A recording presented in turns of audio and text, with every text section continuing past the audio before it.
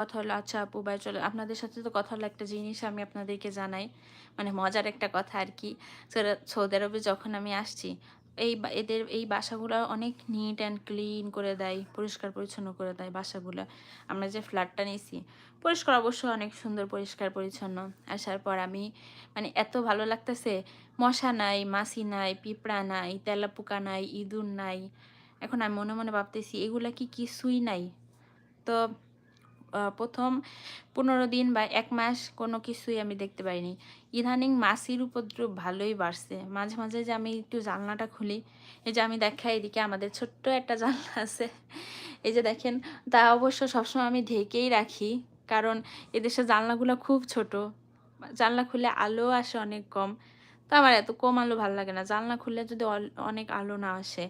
আর ইদানিং আরো জানলা খোলাতে দেখা যাচ্ছে মাছি আসতেছে খুব। আর ঘরের মধ্যে মাছি ঘোরাফেরা করলে মানে এটা একটা বিরক্তিকর, ভাল লাগে না কিন্তু বলেন।